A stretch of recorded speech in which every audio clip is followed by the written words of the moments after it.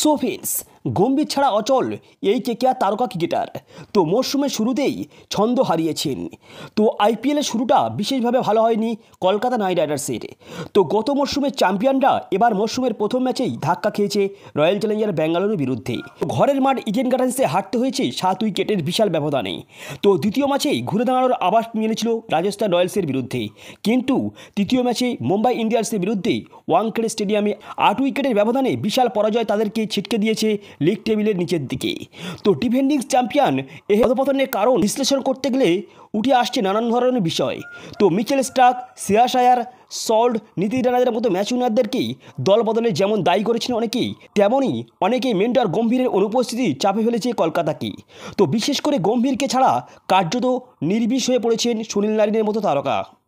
তো গম্ভীরের হাতেই নারায়ণের সাফল্যের চাবিকাঠি। 2012 সালে যখন প্রথমবার কলকাতা নাইট রাইডার্সের জার্সি গায়ে চাপিয়েছিলেন সুনীল নারিন, তখনই অধিনায়ক ছিলেন গৌতম গম্ভীর। তো আন্তর্জাতিক ক্রিকেটে নারায়ণের স্পিন সামলাতে গিয়ে সমস্যায় পড়েছিলেন তিনি নিজেই। তাই নিলামের আগে কেকেআর উইশ লিস্টে ক্যারিবিয়ান তারকার নাম সামিল করেছিল। তো অধিনায়কের পছন্দ সায় দিয়েছিল দল মালিক শাহরুখ খান ও সিইও ভেঙ্কি মাইশোর। তো 2012 থেকে 2017 সাল অবধি ক্যাপ্টেন গৌতম গম্ভীরের অধীনে খেলেছেন নারায়ণ। তো এই সময়কালের মধ্যে 2 বার জিতিয়েছেন আইপিএল। আমরা সকলেই জানি 2012 ও 2014 সালে কেকেআর চ্যাম্পিয়ন হওয়ার নেপথ্যে রয়েছেন সুনীল নারিন। তো এই সময়কালের মধ্যেই 2 বার জিতিয়েছেন আইপিএল। তো ফ্র্যাঞ্চাইজি টি20 লিগের অন্যতম ধারাবাহিক পারফরমেন্স ছিলেন তিনি। তো রহস্য স্পিনার থেকেই অলরাউন্ডারের উত্তরণ হওয়ায় তার গম্ভীরের হাত থেকেই হয়েছে। তো গম্ভীরই প্রথমবার তাকে ওপেন করার সাহস দেখিয়েছিলেন। ধুন্ধুমার বেশ কিছু ইনিংসও খেলেছেন তিনি। তো 2018তে কেকেআর ছেড়ে দিল্লি ফ্র্যাঞ্চাইজিতে যোগ দিয়েছিলেন গৌতম গম্ভীর। তো এই মরশুমেই 6টি ম্যাচ খেলার পর অবসর নেওয়ার সিদ্ধান্ত নিয়েছেন তিনি। তার অবর্তমানে নারায়ণের পারফরমেন্সও গ্রাফ নেমেছিল নিচের দিকে।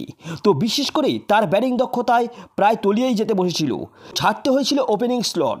2019 থেকে 2023 সালের মধ্যে তিনি করেন যথাক্রমে 143, 121, 71 ও 21 রান। তো ছবিটা বদলায় 2024-এ মেন্টর হিসেবে ফের একবার গৌতম গম্ভীর কলকাতা নাইট রাইডার্সের শিবিরে যোগ দেওয়ার পর। তো পুরনো সতীর্থকেই আবারও একবার ওপেনার হিসেবে মাঠে নামান তিনি। তো আস্থার দাম দিয়েছিল ক্যারিবিয়ান তারকা।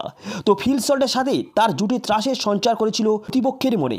তো 16 ম্যাচেই করেছিলেন 488 রান, ছিল একটি শতক রান ও সাথে নেন 17টি উইকেটও। তো গম্ভীরের সত্যিই ব্যর্থ নারিন।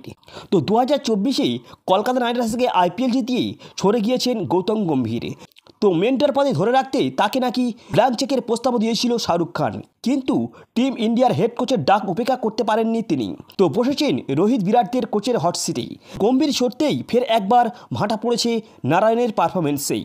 তো 12 কোটিতে ক্যারিবিয়ান তারকার রিটেন করেছিল কলকাতা নাইট রাইডার্স, কিন্তু সেই প্রাইস ট্যাগের প্রতি সুবিচার এখনও পর্যন্ত করে উঠতে পারেননি তিনি। রয়্যাল চ্যালেঞ্জার ব্যাঙ্গালোরের বিরুদ্ধে আইপিএলের উদ্বোধনী ম্যাচে ব্যাট হাতে 44 রান করলেও একটিরও বেশি উইকেট পাননি তিনি। তো রাজস্থানের বিপক্ষে অসুস্থতার জন্য তিনি মাঠে নামতে পারেননি। তো হতাশ করেছেন মুম্বাইয়ের ম্যাচেও। তো ঝুলিতে 0 রান ও 0 উইকেট। তো সানরাইজ হায়দ্রাবাদের বিরুদ্ধেও তাকে 7 রান করেই ফিরতে হয়েছে ডাগ আউটে। সো ফ্রেন্ডস, আশা করি আমরা সকলে বুঝতে পারলাম গম্ভীর ছাড়া সুনীল নারিন একেবারেই অচল। তো তার উত্থানের কারণেই সুনীল নারিন জ্বলে ওঠে। তো এখন দেখা যাক বাকি ম্যাচে সুনীল নারিন কামব্যাক করতে পারেন কি না। সো এই ছিল আজকের ভিডিওটি ভালো লাগলে অবশ্যই লাইক, কমেন্ট এবং চ্যানেলে প্রথমে সাবস্ক্রাইব করে যাবেন। So good bye.